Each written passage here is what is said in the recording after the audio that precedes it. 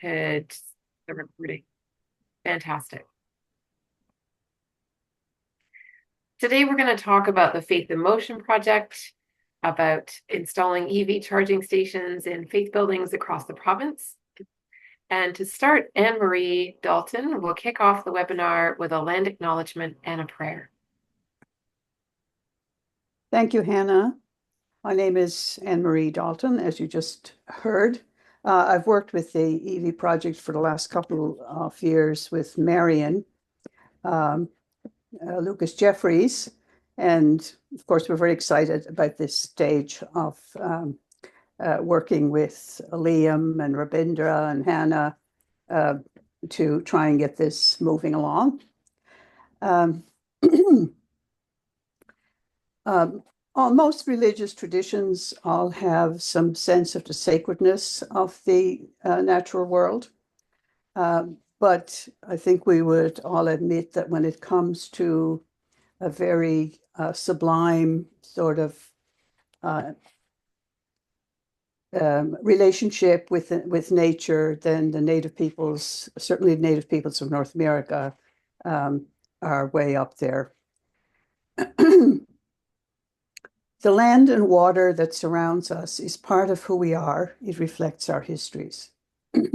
We are in Mi'kma'ki, the ancestral, unceded, and unsurrendered territory of the Mi'kmaq. Indigenous people from other native nations also reside in Mi'kma'ki and have made innumerable contributions to our region. We are grateful to live in this place that has been home to the Linduk since time immemorial. We honor past, present, and future traditional knowledge keepers. We honor and support Indigenous sovereignty and the peace and friendship treaties that bind us all in relationship. We are committed to upholding our responsibilities as treaty people and to work toward decolonization and environmental justice. We need to protect and honor the history and people of these places and to celebrate Indigenous people. We recognize that African Nova Scotians are a distinct people whose histories, legacies, and contributions have enriched that part of Mi'kma'ki known as Nova Scotia for over 400 years. This short prayer is taken from the United Church's resources for Earth Sunday, which is this coming Sunday. Loving and gracious God, you are a God of creation.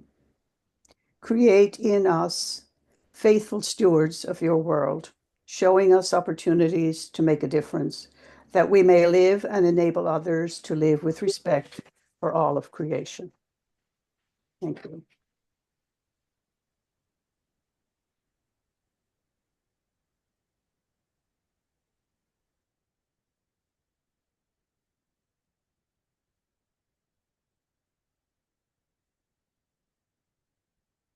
Hannah, you're muted. You're muted, Hannah. Thank you. So we'll start out by telling you what we're going to talk about tonight. We will talk about all the project partners and dive into some detail about the project and what it entails and what that means for you, what your journey will look like as a participant.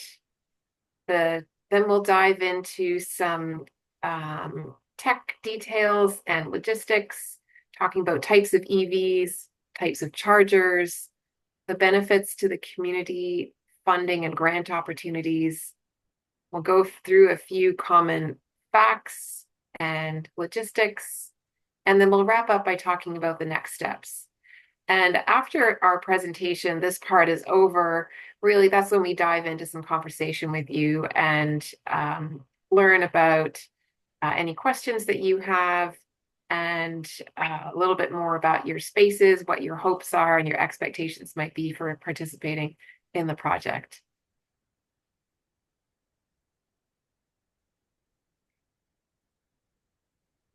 Our project partners, there are 5 of us, are the Diocesan Environment Network as a project lead and a sponsor. The Spiritual Coalition on Climate Action in Nova Scotia is a project partner. Navigate Energy is providing project management and implementation.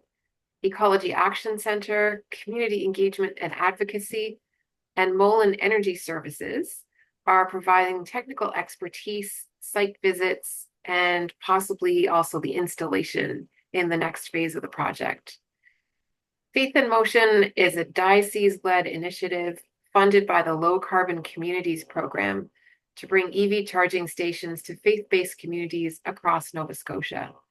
This part of the project is a research and feasibility study phase where we're learning about what the needs are of the congregations, what the needs are for the network, and also what best fits in terms of equipment in each location, what the costs are, and so on. We're going to be diving into all of that in the next half hour or so of our presentation. So the project will provide education on charging stations, as well as 30 free site studies for EV charging stations at faith-based locations across the country, the province. In a survey that we conducted last year of about 50 faith buildings and faith groups across the province, congregations were really interested, highlighting a strong demand. Who benefits, you might be wondering? The faith-based organizations that participate will gain access to EV charging, become part of the network across the province. There'll be new revenue opportunities and also the sustainability benefits. Congregation members receive education on EV adoption and infrastructure. Local communities will have access to increased public charging access, reducing emissions and improving air quality. So next we'll talk a little bit about what your journey will look like as a participant in this program. We start by learning about what your needs are. Each space is a little bit different in terms of the building, your electrical panel, the parking lot size, and what the needs and the size of the community are, and where you might be located within the community. So we'll ask you to fill out a survey if you haven't done that already to gather information about your space, any needs you have, and questions. Right now, you're engaging in the education component where we're providing a series of virtual and in-person webinars and presentations. And this webinar will be on the EAC and the DEN YouTube channels. So you can always come back to it for a refresher. And you can also use it as you're talking with your decision-making teams in your faith groups. We know that that's really important to be able to share information back. The next step will be site selection and scheduling. There'll be an intake form for you to apply, and then we'll take some time to review the applications and then select 30 sites for an assessment. Then we'll schedule the assessments with Mullen, and then Mullen will do the on-site visits. So they each will take about half an hour to evaluate your electrical panel, the building, the parking lot space, and also how close that building might be to existing charging infrastructure and what the needs would be of the community to make that more robust.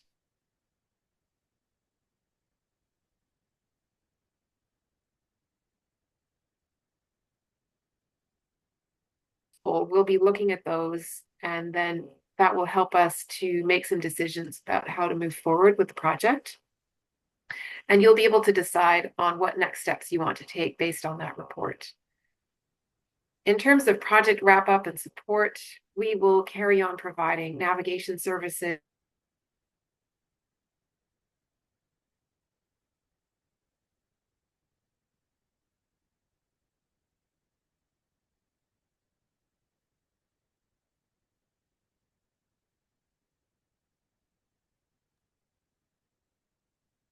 Okay, Hannah might just be having some internet trouble there, folks.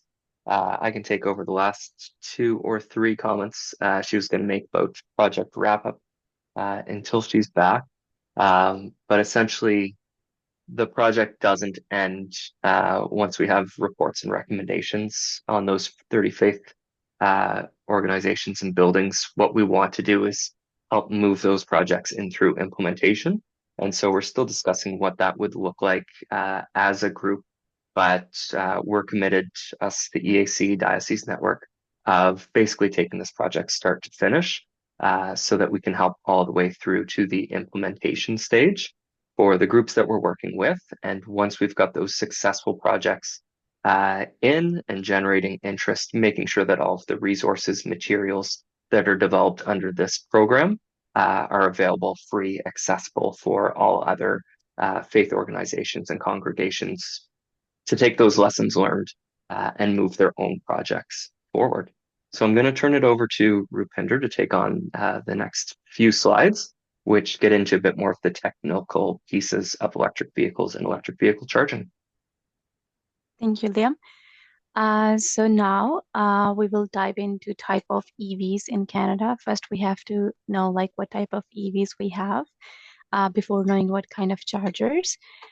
So we have three types. The very first one is HEVs, which is hybrid electric vehicles.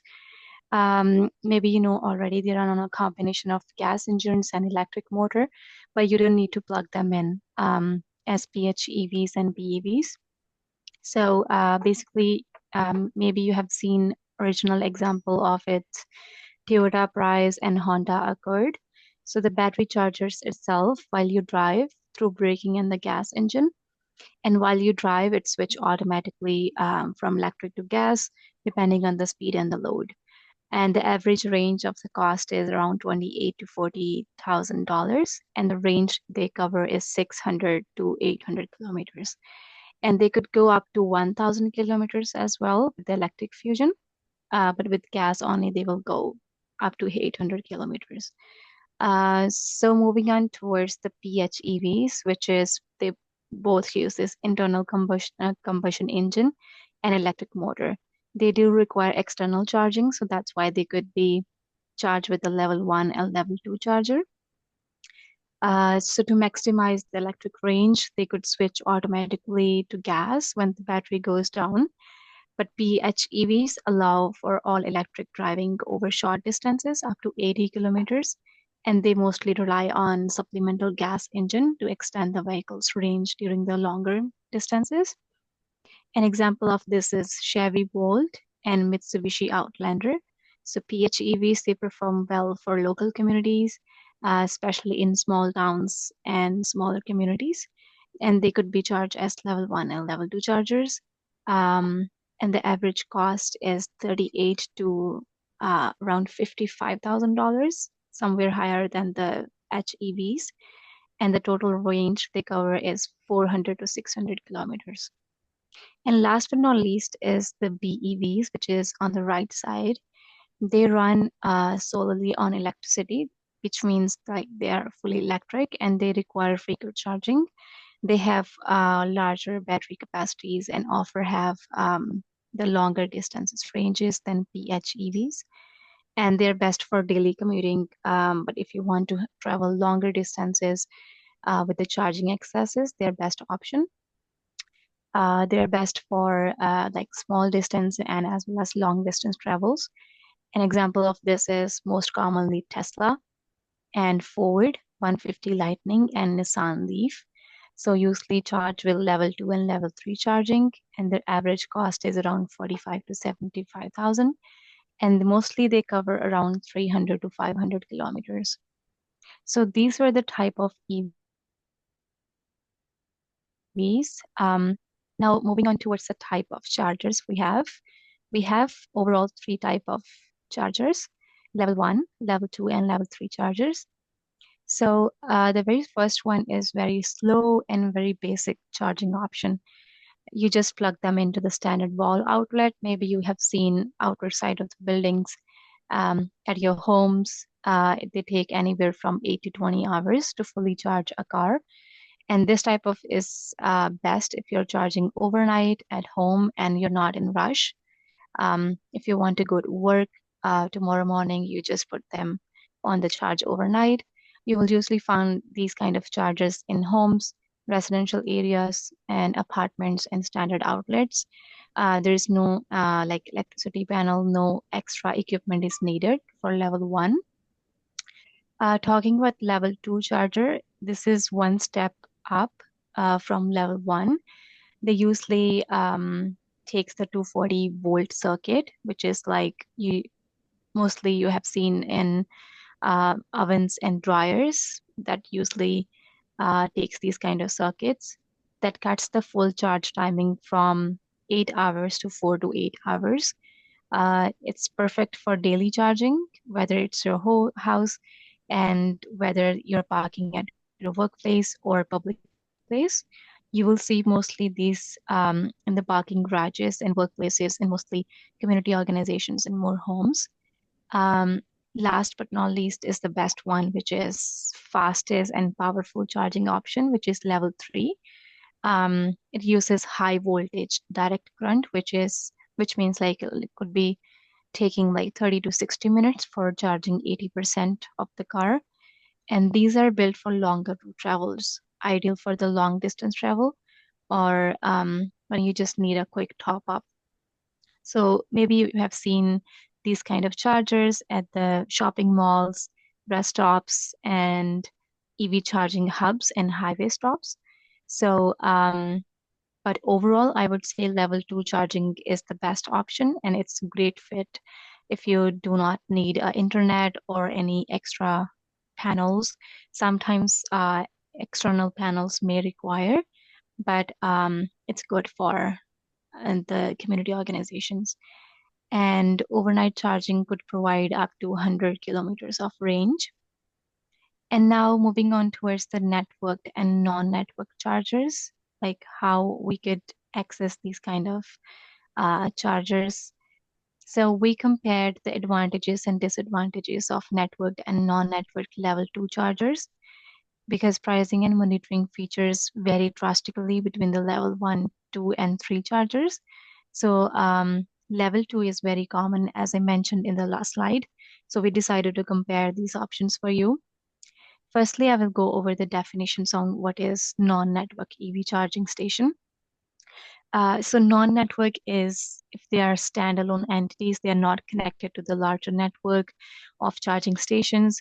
That means like the owners of the charging station, they cannot control it remotely and they're not connected to the softwares. There's no administration or management at the back end.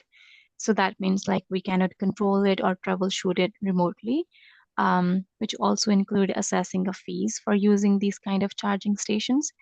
And non-network chargers, they prevent the building owners from being able to recoup the electricity and the infrastructure expenses.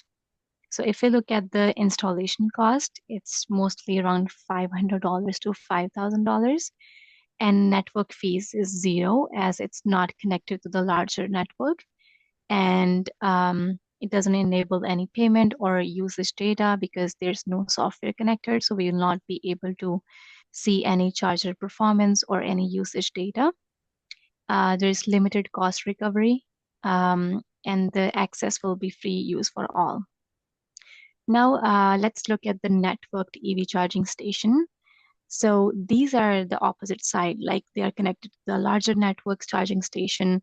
That means we can control it remotely. We can make use of softwares and application tools and technical. We can also see the charger performance and technical features. And we can also see the peak charging time hours. So this is one difference between the networked chargers. With that, it allows the building owners to recoup that electricity and expenses from users. If you look at the installation cost, it's higher than the non-network charger, which is around $8,000. It's a max one. And the network fees is $15 to $20 a month, which means this is the payment processing fees will be paid by owners. So the users, they could pay it with a key fob or application on mobile phone. They could also, there's also Wi-Fi requirement for these kind of chargers. And instead of like non-network, there's no Wi-Fi needed, but in case of network, there's a requirement of Wi-Fi. So additional peak time hours could be recorded. What is the charger performance and what is the usage data? Those all could be recorded. And now these type of chargers, they all have the different benefits. Liam or Hannah. Liam can go over these type of benefits to the communities.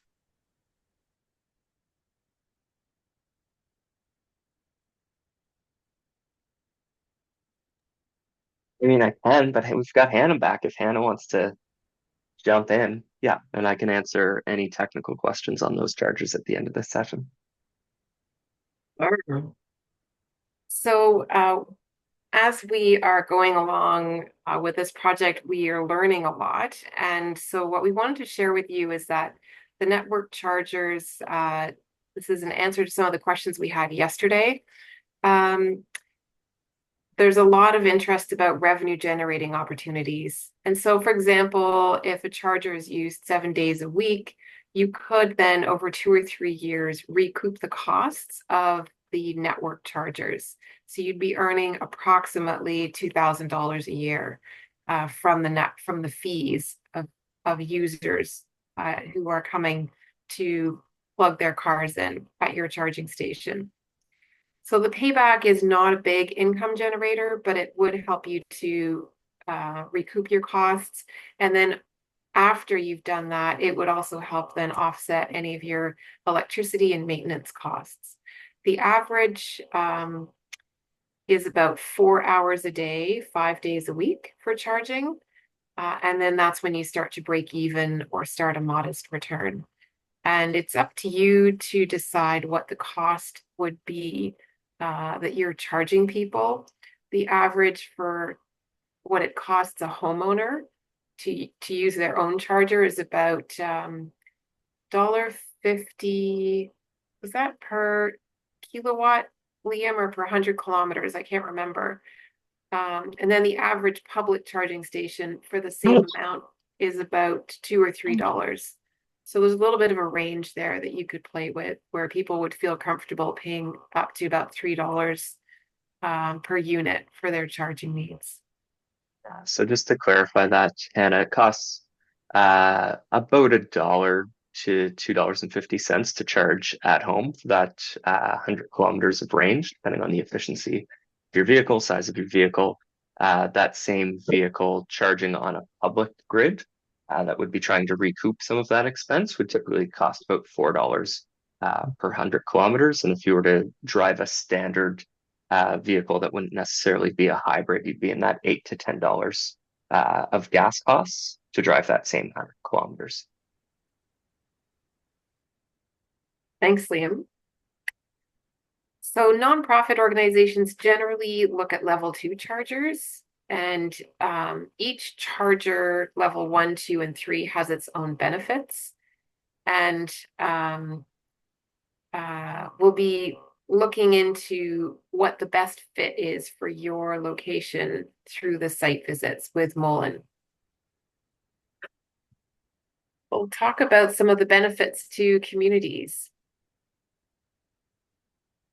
Did you know that there are over 700 faith buildings in Nova Scotia? I haven't looked to see what the average is or what that number is in other provinces, but I feel like it's really high in Nova Scotia. And so that leaves us with a really amazing opportunity for two things. One is to create a really visibly robust charging network across the province, which will help people who are considering buying an EV feel more comfortable about making that purchase because they can see where all the charging stations are in their neighborhoods. So that's a really important part of encouraging people to adopt an EV vehicle. The other thing is that with an average of about 100 families per congregation, that doesn't necessarily mean they're all attending the services and events, but they're connected with that congregation. We have an opportunity to reach 70,000 people to talk about EVs, EV charging, and energy efficiency across the province, which is really impressive, particularly for those of you who are considering and already undertaking deep retrofit work on your buildings, because there's a really good awareness of what's happening and people that have firsthand experience of the positive outcomes of that work in your buildings. So our vision for Faith in Motion is that will provide awareness and new revenue opportunities for faith organizations. That congregation members will have some education on EV charging, which will influence uptake of adoption of EVs. Local communities will gain access to 30 new charging stations and an environmental impact, which is reducing carbon emissions and supporting clean transportation. This project also supports our provincial climate change plan by expanding EV infrastructure, and it aligns with our national decarbonization goals by promoting cleaner transportation. Next, we'll talk about rebates and grants. As we've mentioned, we're just at the beginning of our engagement with faith groups, and our vision is to help aggregate a group of like-minded organizations that would likely be eligible for the following grants and funding if we apply as a group. The project team would take on the heavy lifting of coordinating the grant applications, but would be looking for letters of commitment and community support when these grants open up. So we have funding opportunities at the federal, provincial, and local level. Federally, there's a program called Zero Emission Vehicle Infrastructure Program, or ZEVIP for short. It's currently closed and historically opens annually in June, July on a first come, first served basis. So through this work with you, we're preparing to put an application in for that deadline. Natural Resource Canada offers this funding, and it's a 50% subsidy for the deployment of EV charging stations, which can stack to a maximum of 75% of costs with other grants. This program is focusing on public places, street parking, multi-residential buildings, workplaces, and fleet vehicles. And it requires a minimum of 20 stations installed across multiple sites in order to be eligible. So we're really a great fit. Provincially, we'll be looking at the Sustainable Communities Challenge Fund Climate Change Mitigation Stream. Those grants provide between 60 and 80% of eligible project costs. A number of the service providers and installers like Flow and ChargePoint and Electric Avenue, which all provide service here in the province, can also access provincial and other sources of funding. So we're in conversation with them later on in May to find out what's available, what they can access, and also would they consider offering a bulk rate, a nonprofit rate, and how could they support multiple faith groups right across the province. So as we learn more about all of that, we'll be sharing the information back with you, either through follow-up webinars and definitely through email. I'm sure you'll have lots of questions about that. I'd say we're about 2/3 of the way through our presentation, maybe a bit more. So if you have questions along the way, feel free to pop them in the chat so you don't forget them. Over to you, Rupinder. Thanks, Hannah. I will repeat Hannah's sentence as you will have more questions as we proceed with the presentation. You can drop in the chat box, but also over the surveys that we have performed over the time, we have pulled the top FAQs for you. So these are the most common questions that people ask about the cost, installation cost, and the parking lots. So I will go one by one. So the very first one people ask about how much does it cost to charge an EV? So as Hannah mentioned before, the average cost to charge an EV with the private level 2 charger is approximately $4 for every 100 kilometers. So not so expensive. Similar to the cost of coffee that you buy. But if you only have small parking lot, so I would say there's no such problem. You can think about the collaboration, reach out to nearby businesses, buildings, any commercial local shops like coffee shops. You can team up with them and share the charger space with the space collaboration. You could also bring the revenue generation opportunity by collaboration. So last but not least is about the charger warranty. So mostly EV chargers, they have 1 to 3 years warranty on them. You can also stack up the extra coverage, but always ask your electrician if their work comes up with the warranty as well. So moving on towards the important points in the presentation, which is logistics. So these are the important points that we need to keep in mind while looking at the EV charging installation. First one is technical setup, warranty, insurance, coverage, and how much permits do we need and total considerations. The very first one is technical setup. So an electrician will need to confirm that panel has enough capacity. They need to match the charger type and also the capacity. They need to see if it has enough capacity to install that particular type of charger, and also to determine the speed of charging. An electrician will also need to install the dedicated wiring, either for level 2 or level 3 charger. About insurance and coverage, as I mentioned before, you also get 1 to 3 years product recovery, which is they often have the extra insurance. And avoid installing chargers in tight spaces and driveways. Prevent vandalism, any type of damage by installing in high visibility areas. Update insurance provider about your planned installation.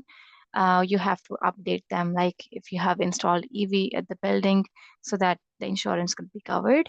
And also you need to take care about the permits, like area permits and city permits may be required on the work performed, and there should be a proper signage, accessibility considerations to improve the overall experience of users.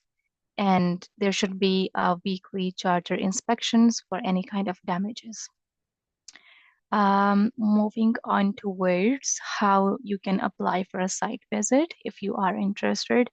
Then after this webinar, we'll be sending an intake form for the site assessments, and as well as a separate survey for your buildings that you can fill out, and also the site visit selections. So after that surveys, we will be choosing out sites. Those have perfect geography, perfect building conditions, and you have all the requirements that we need. And the next steps are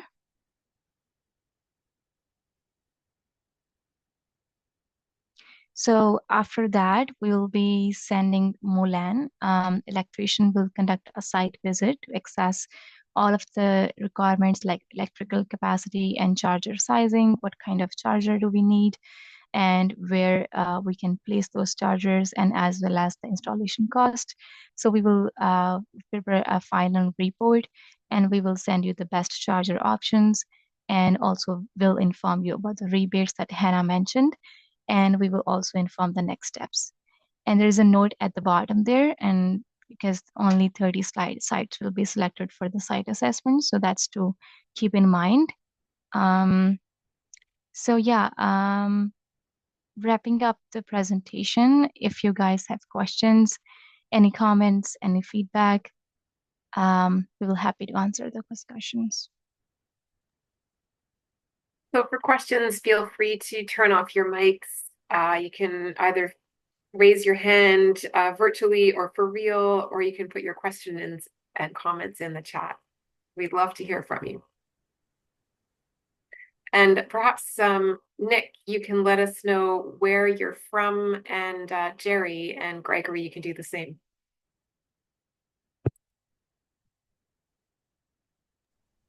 So I'm Greg Nicholson. I'm the lead pastor of Halifax Christian Church. So we're located in Clayton Park West in Halifax. And we just started digging a basement 3 weeks ago. We're adding on, we're actually tripling the size of our building. And something we thought of was actually having an EV charging station, have that as a part of our plans. And then I got your email. So this has been great timing. But one question I had is in regards to parking lot size. Our lot won't be that big, only 17 cars. And you mentioned the possibility of sharing with another business. So how would the sharing work? Who gets the unit? Or is it half a unit, half in one location, half in the other? That's a really great question, Greg. And thanks for sharing about the work you're doing on your basement and increasing the size of your building. That's really exciting to hear. Um, I Thanks. think it will depend on each location. There's some church locations that don't have a parking lot at all, but they may have a neighboring apartment building or a neighboring business or a nonprofit organization, and then they can work together Okay. to install it in a suitable spot and allow, the congregation to have access to it. So I think that that's something that will be included in the site visits uh, when Mullen is looking at the space that's available and who the neighbors are and what might be possible. We want to encourage you to start having conversations with your neighbors if you have a close one, um, just to let them know what your plans are, and also to see if there's any interest in collaborating if you have a tiny parking spot. Because with only 17 spots, you might not want to have one that's always being used by someone charging their EV when there's events going on at the building that your congregation needs to be able to access the lot for. That's right. Okay, thanks. If I can just add to that, just with a little bit of insight, Greg, the other opportunity that kind of comes or maybe spins out of that is perhaps your EV charger, that spot uh, is not always reserved for EV charging, especially when the church needs it. But knowing the population density that you have there, being able to open up that spot for local residents that might benefit in charging from it when you've got down periods or overnight may be of use as well.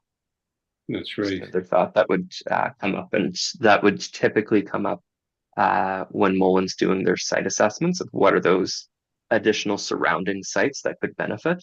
And I guess to answer the other part of the question is if you were partnering with a neighboring business and they're buying the charger, they're putting it on their building, then yeah, they'll probably benefit from the revenues, but you'll have it as that nearby amenity that may work for congregation members.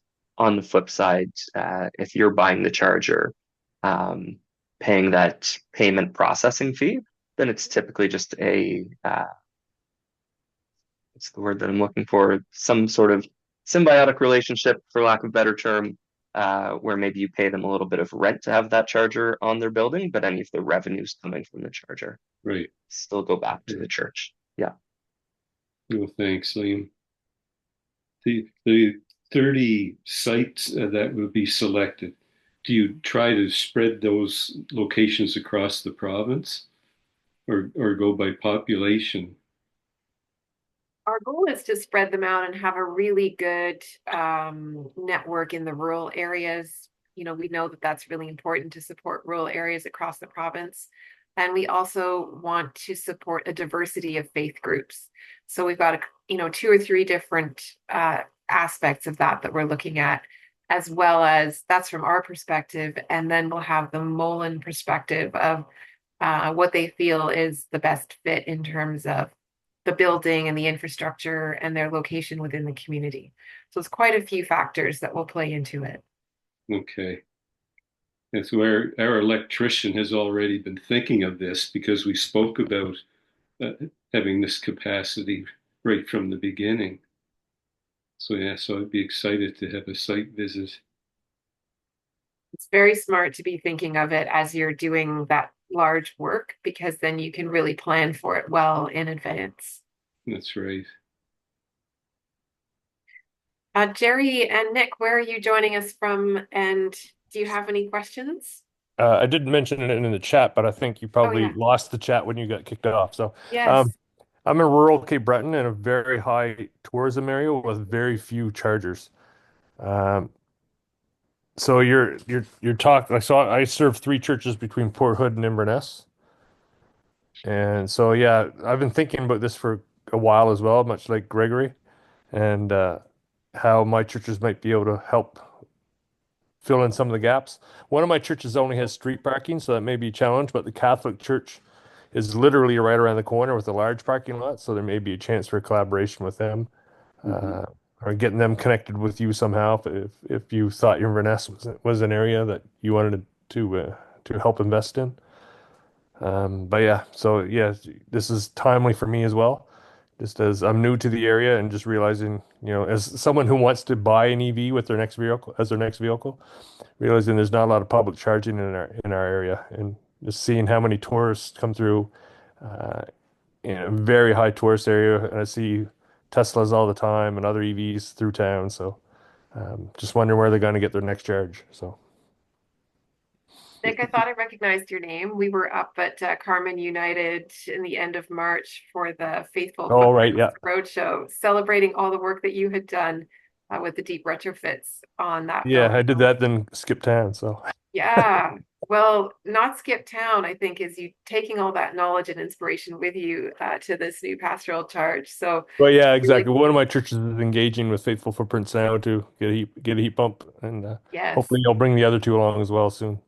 that's fantastic. Yeah, And I love your idea of collaborating with the Catholic Church. yeah. So, that's a neighbor that we didn't mention, but there might be other faith groups in your neighborhood that would love to collaborate with you on this. And I so mean, this yeah, program is open to faith groups of any denomination. yeah.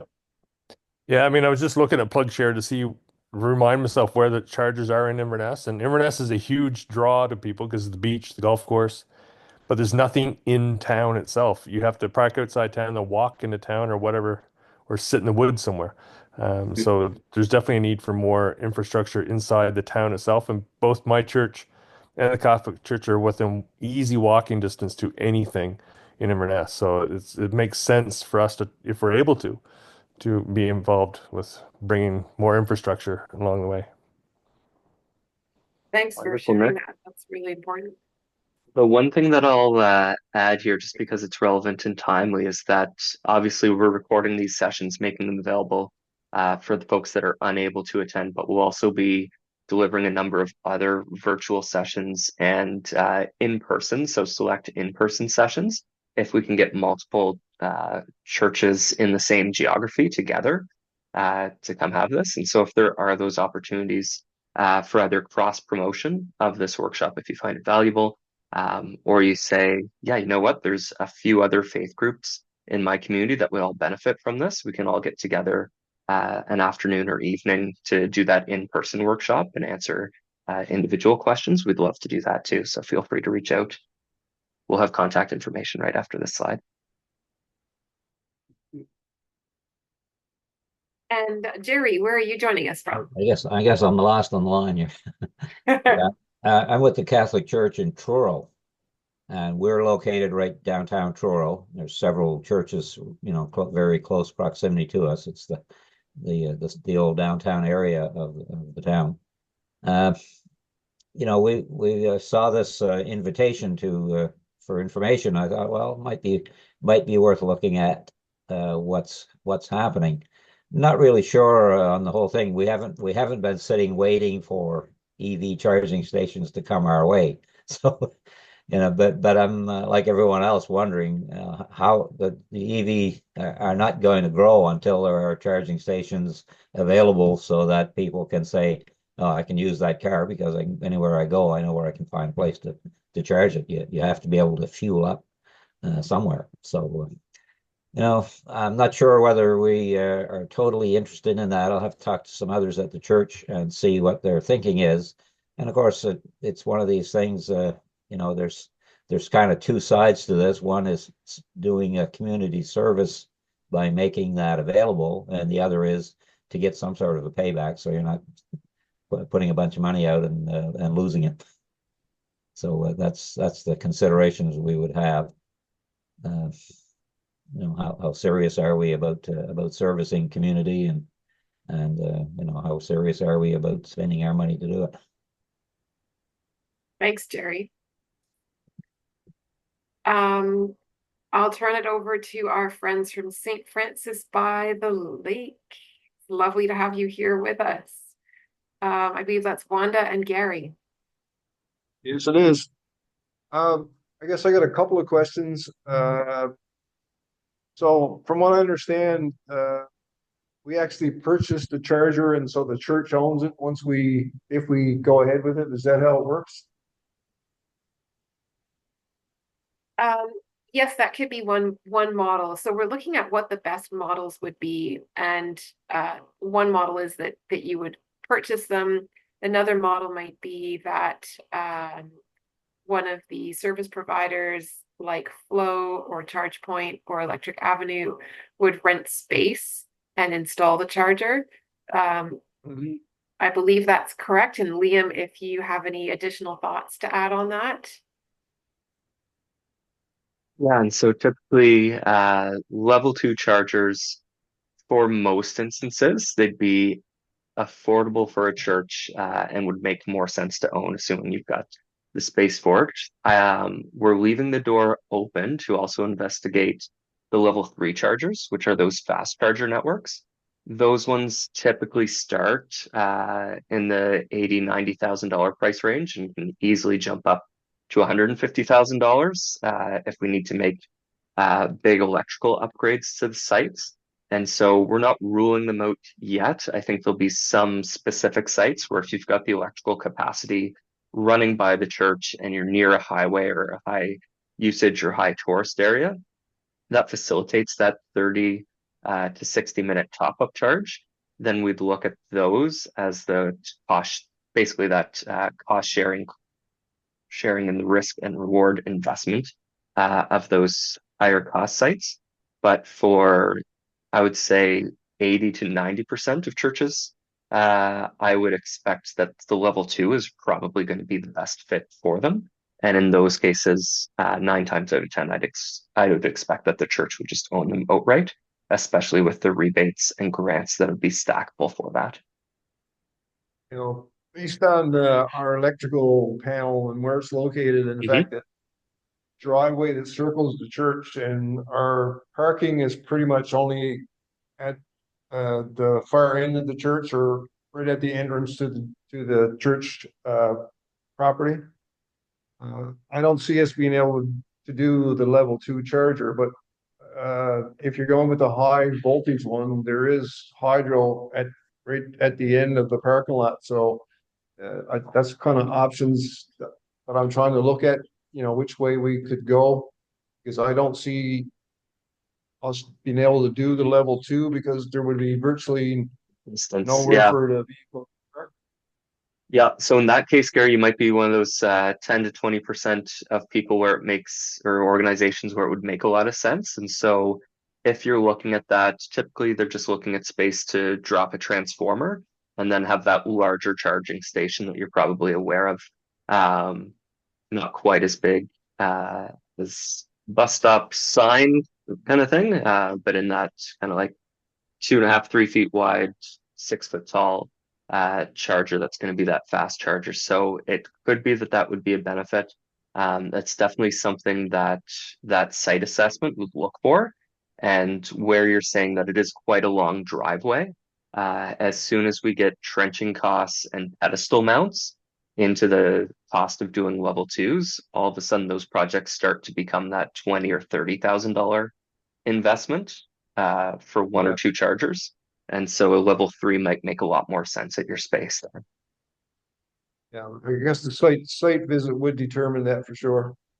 Exactly. And there are, so we'll follow up after these sessions. We'll be sending out that site visit application form and starting to shortlist those organizations. But if it's something, Greg, where you're saying it's basically on that immediate horizon that you're digging your foundations and basements now, if there's something that needs to be done a little bit quicker, we can always reach out to anyone as soon as contact information goes up.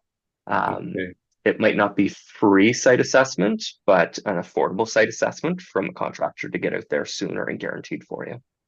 We still have 2 more weeks of rock breaking. This is Nova Scotia. Perfect. Exactly, right? Like, But we're in construction season. 4 weeks. It's official. We're here. I grew up in PEI, and you just take It's a just bulldozer mud. and you just push. Exactly. Yeah, that's a very different story here. Exactly. Gary, Wanda, did you guys have any other questions? No, I think that's pretty much everything for now. Yeah. Excellent. How about you, Normand? Folks, can you hear me okay? Yes. Okay, so I guess I've been listening to everybody. We have a very small parking lot that used to accommodate our man that we took down.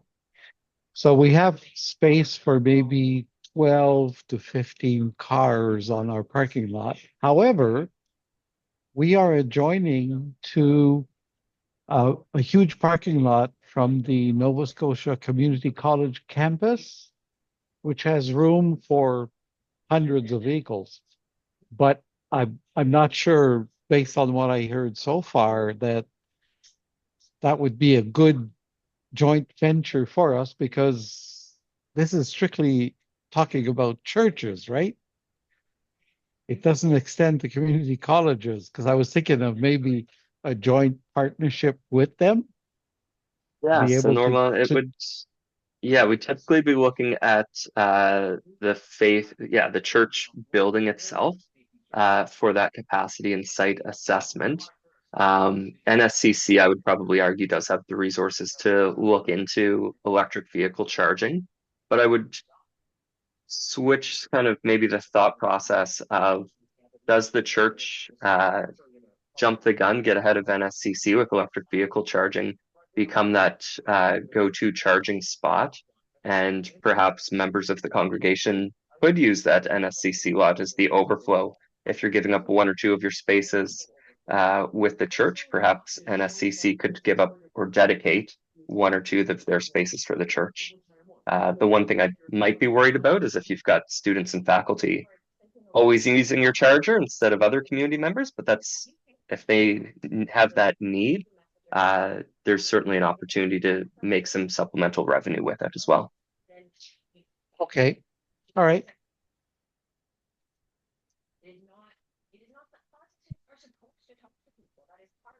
It's a really great discussion. I Yeah. love hearing all about your locations and who your neighbors are.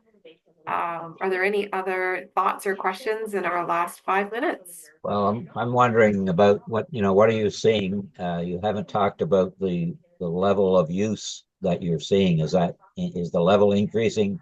Is the demand increasing for this kind of? I've got a couple hours, so I'll plug my car in at somebody's charging station and come back later. Is that what's the demand like, and what's the projected demand like? I'll just say anecdotally what I'm hearing from people who own EV charging stations. Maybe Anne Marie, you can talk to this a little bit as well. Is that there definitely is a need, and it is increasing. And the more that people who are considering, like Nick was talking about, Reverend Nick, you were talking about, your next car, you're hoping that would be an EV car. So what would make you feel more confident about doing that is if there was a charging station right in your neighborhood and throughout the region. So as you're traveling to all the different parishes, you know that during a service, a funeral, a wedding, a visit with a family, that you can just plug in and recharge. So that's really important. And I think that that these two things are going to be growing slowly together. But Anne-Marie, maybe you want to talk a little bit about your personal experience, and then Liam, you might have some facts to share with us. Yes, we have an EV, full EV now for 2 years. We've traveled from here to St. John's, Newfoundland, with it last summer. If you're on the highway, this is why I think Nick's point about being in Inverness is very important. Tourists, because tourists actually need to be able to use a fast charger most of the time. Otherwise, you're stopping for 2 or 3 hours charge. There was no problem for us driving that way on the highway, except that I must say that the highway in Newfoundland is much better served than here. All their chargers are sort of a uniform distance apart. And so you can, it's very predictable about where you stood. They're usually next to somewhere where there's either a restaurant or a Tim's or something. In Nova Scotia, they're harder to find. We had to search all around Antigonish to find one. We were traveling back in what was a higher tourist season. And we had to go to three different settlements in Nova Scotia to find a charging station as we were coming back, because there were people lined up to the charging stations that were there. So definitely there's more demand. I live in a condo where we had conversation in condos and in apartment buildings about how to put in chargers is more and more the case. So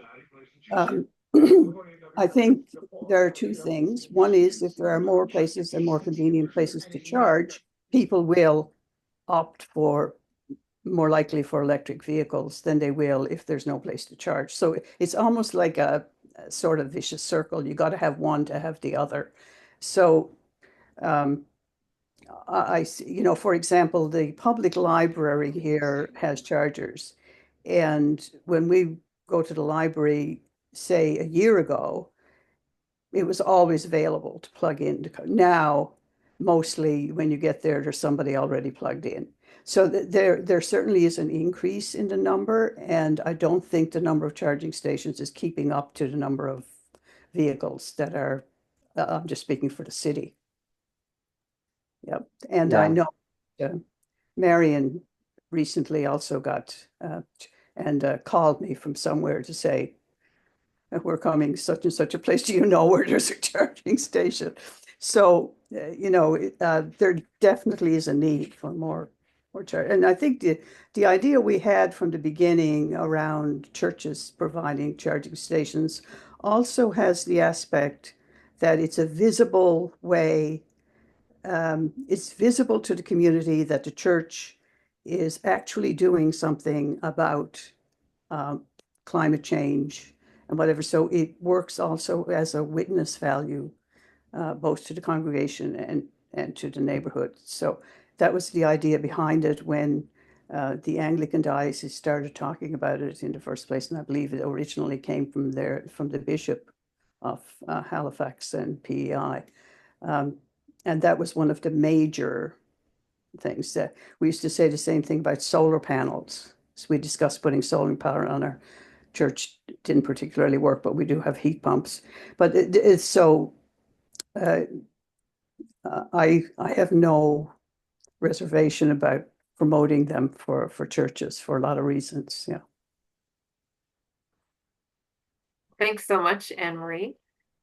Liam, do you have any quick facts to share? Quick facts. Right now, the prediction at the government level is that EV sales will make up, EVs on the road, would make up between 20 to 30% of all vehicles in the next 6 years. So by 2030, our own work, and Anne Marie alluded to it, we work a lot with the condo and apartment sector as well. That's seeing that demand of, they're not homeowners that can just slap an electric vehicle charging station on the side of their home. They're going through those hoops of how do we make more and more EV charging stations applicable for all of our residents. And so 2 years ago, we were looking at 1 to 2 chargers for a building, where they'd be able to share those chargers and kind of rotate through, knowing that they were a bit of a Band-Aid solution. Today, the demand is how do we study how to get 80 to 100% coverage of electric vehicle chargers in a parking lot of 100 to 120 residential units. And so very much that demand is coming up, looking for where those opportunities that make the most sense, that have high visibility, that have building and electrical access that already exists. And the great thing about those churches that do have parking lots is that they've got typically a good amount of parking space that arguably is not used your traditional Monday to Friday 9 to 5, and so could be those spaces that do have some additional capacity to serve greater community around them. Cool. I do want to be just a little bit cognizant and aware of time. We're here, I want to speak for everyone, but we're here for as long as you need. Happy to keep questions and discussions going, but if folks do need to jump off for any reason, we'd love to get your feedback. If either Rupinder or Hannah, you can throw a link to that survey in the chat, make it easy for people to get back. Just a minute or two to tell us how informative these sessions have been. Okay, I do have to go to another meeting, Liam, but I will fill that out. Thank you very much. good. So yeah, we'd love to hear your feedback about this webinar. What was useful, what was missing, how did it go for you? And then as a follow-up in the coming weeks, expect an email coming from Rupinder with 2 links in it. One will be a link to the survey, which some of you might have already filled out, so we can collect information about your building.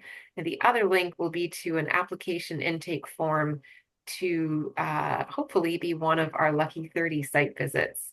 And I don't think we mentioned we're planning for those site visits to take place over the summer. Okay. It's been really lovely spending this time with you tonight. Thank you so much for coming, and we really appreciate your interest in the project. Talk with your congregations, with your neighboring faith groups and your neighboring buildings, and feel free to share this information with them. And we'll definitely be in touch so that we keep the conversation going. And we'll be reaching out on a very regular basis. And if you have any questions in the meantime, feel free to reach out to either Rupinder or me. And our emails are right there on the screen. Okay. Thanks very much, guys. Thank you very much. Thank you. Thanks, everyone. Bye. Bye.